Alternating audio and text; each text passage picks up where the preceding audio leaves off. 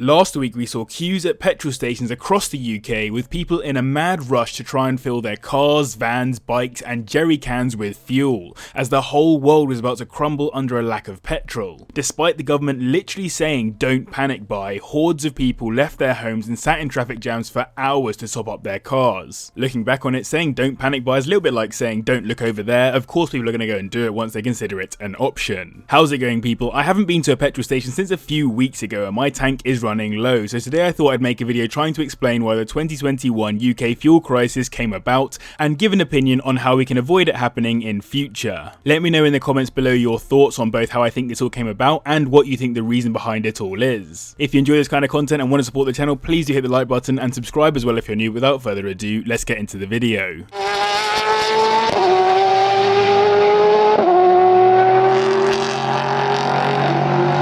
So what actually happened? Let's start with a bit of background. On Thursday morning, BP announced it would have to temporarily close, in their words, a handful of UK petrol stations due to a shortage of lorry drivers. It was supposed to be approximately 20 of their 1,200 petrol stations, with between 50 to 100 sites affected by losing one grade of fuel. So that's 1.6% of them closed and between 4.1 and 8.3% of them affected, specifically for the BP brand. This doesn't sound like too much of a fuel crisis, right? Wrong. At least in the minds of people here in the UK, as people flocked to petrol stations around the country, causing major traffic jams from the morning all the way until many stations were running dry, particularly in highly populated areas. I'm making this video 4 days later, and in some areas there's still uncertainty around whether you can or can't get any petrol, and multiple petrol stations are still closed entirely. Now, one thing that can be stricken from the list of reasons as to why there's a lack of fuel is there being a lack of fuel. Back in 2000, the fuel crisis happened as a result of the price of crude oil increasing significantly, pushing prices up, and the government did nothing in terms of cutting taxes on fuel, which angered truck drivers and farmers who went on to block refineries in protest, which meant that many petrol stations ran out of fuel, which ultimately caused panic buying not only of fuel but of food and other supplies too. In this case, there wasn't a blockage at refineries causing a lack of fuel at the pumps, and in reality it's unlikely that a lack of lorry drivers caused the levels of scarcity that we're seeing at the pumps today. It's the panic buying itself that has caused the crisis, and let me explain why. Demand for fuel has already been steadily decreasing since 2007, and in 2020 it dropped significantly as a result of the pandemic, with more people working from home, so fewer people taking their cars out. Though of course that will have started to increase in 2021 with the releasing of lockdowns, at no point have we had a threat of overusing the fuel that we have available to us, based on our normal levels of consumption. There is, however, a lack of HGV drivers, which has been in the news for quite some time now, and as I said, that was going to contribute to 1.6% of BP petrol stations closing for the day, and potential low amounts of fuel at some BP petrol stations for a short period of time. Again, as I said, BP make up approximately 1,200 petrol stations, and in the UK there are more than 8,000 in total. So maybe 0.25% of petrol stations would actually be closed in the UK as a result of a lack of HGV drivers. Now, going back to my previous point around fuel consumption, this would not be enough of a loss in availability of fuel to cause the ripple effect we've seen, so immediately I would question whether the HGV driver shortage is the definitive reason for the fuel crisis. But let's entertain this lorry driver shortage for a second. What's actually happening? The number of HGV drivers has been falling significantly, particularly since around 2018, from around 330,000 then to around 236,000 in mid-2021. It's important to remember that HGV drivers haul a lot of stuff other than just petrol, like deliveries of packages, equipment and all the rest. HGV literally stands for heavy goods vehicles. They take heavy goods around. And despite the decrease in requirement for fuel in 2020, there was a massive increase in demand on HGVs in other areas, with a 25.3% increase in demand for articulated lorries, for example. This led the British HGV market to grow by 9.5% from the start of the pandemic, which is insane. This has partly come as a result of the changes in the way that we live because of the pandemic, like all of us ordering more stuff, with online retail sales being up around 40% in the last year. This does put strain on driver numbers, and according to the Road Haulage Association, or RHA for short, we need 100,000 more drivers to meet demand. From my research, here are a few reasons why there are fewer HGV drivers at the moment. The first is tax, after the UK government implemented IR35, which made it more difficult for people to set themselves up as businesses and therefore pay less tax, which caused losses of up to 25% in take-home income for some drivers.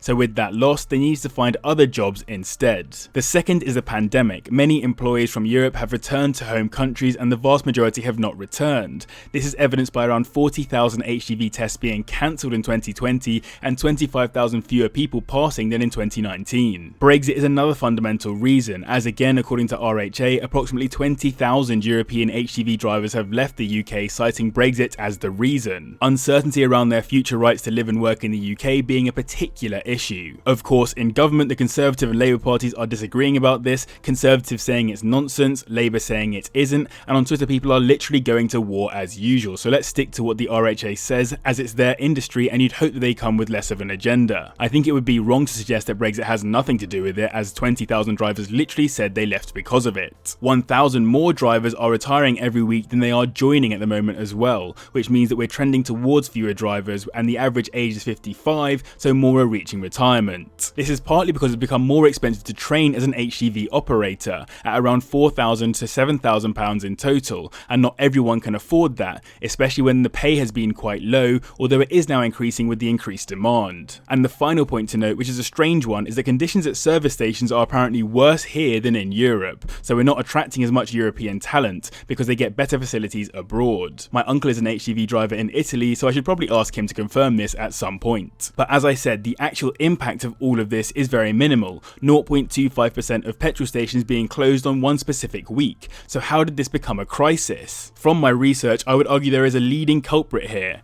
anxiety. Now hear me out on this one. Maybe some of the older generations have lived through the oil crisis in the 1970s and the 2000s fuel crisis as well, and remember how bad it was then, and are therefore going by experience to mitigate the risk of it happening again. But in reality, this is so dissimilar. There hasn't been a sudden change in prices or an ongoing global problem with supply or anything like that. Maybe we could blame the media, as on Thursday it was all over some papers and it was particularly prevalent online from my experience, so maybe the media stirred up the fuss. And by the way, personally I hate the media, so I'm always willing to blame them. But looking at the enormity of this situation, I genuinely am starting to think that people have reacted to the news of some petrol stations shutting and their anxiety has taken over. We throw the term panic buying around quite easily without thinking what it actually entails. The definition of panic is literally sudden uncontrollable fear or anxiety, often causing wildly unthinking behaviour. The wildly unthinking behaviour in this case is everyone's sudden decision to head out and get petrol irrespective of need, and the anxiety I think runs much deeper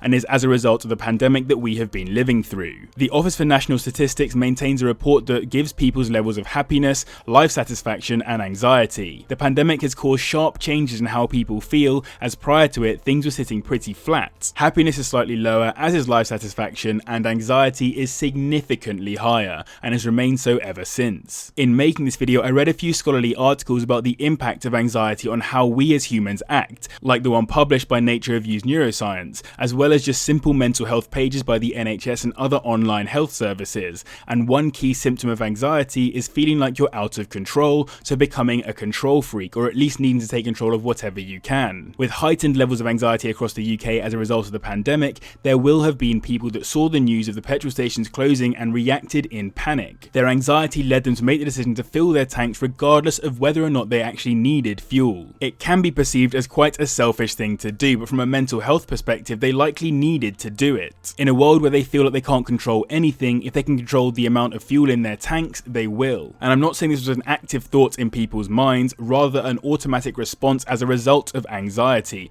otherwise known as panic. This is the same as what happened last year with loo roll, rice, bread, and even people buying wheat and flour for whatever reason. Anxiety increased, people panicked, and for whatever reason loo roll is what people decided they needed. But this poses something really interesting, as I don't think everyone would have panicked and suddenly all agreed to go to petrol stations. So why did so many people go out and buy fuel, thus causing there to be a shortage? I want to answer this debate with a bit of rational choice theory. It's what I did my dissertation on at university and something I find very interesting. So if this is a bit hard to follow, I'm not always very good at turning this into simple English. If there is an objective form of rationality, then it's likely that, based on the knowledge of 0.25% of petrol stations being closed, it would be rational to carry on as normal. It would not be rational irrational to go and buy petrol, which is why anxiety and therefore panic explains the irrational situation of people going out to buy petrol. But as soon as people get this additional information that there are so many people flocking out to get petrol, which is also reported by both the media and all over social media, the situation changes in terms of what is rational. It might be rational at this point to go and buy petrol in case there is now a crisis and fuel runs out. This would suggest that the fuel crisis would be basically entirely as a result of people panic buying petrol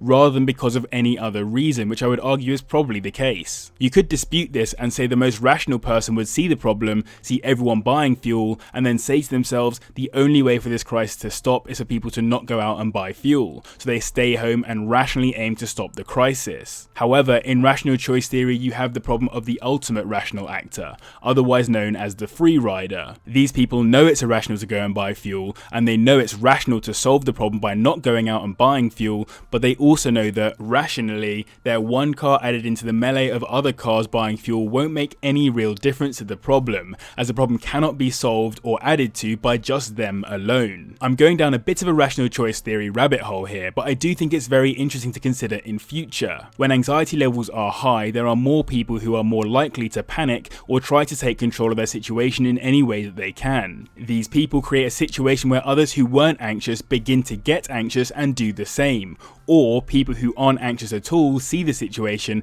and react to it in a selfish manner based on rational choice theory. This, in my opinion, is what caused the loo roll situation last year, and it's the main culprit behind the 2021 fuel crisis. And rather than it being the result of a lack of HGV drivers, this has highlighted that there is a lack of HGV drivers once again. I'd love to go more in depth on this, but I haven't got enough time in this video, and I'm sure many of you are just bored anyway. So do let me know in the comments what your thoughts are, as I might be entirely wrong about this. If you enjoyed this video or learned something new, do hit the like button, it would be much appreciated, and subscribe as well if you're new. Huge thanks to the patrons as always for their continued support, and to you guys as well for watching. I'll see you in the next one. Listen.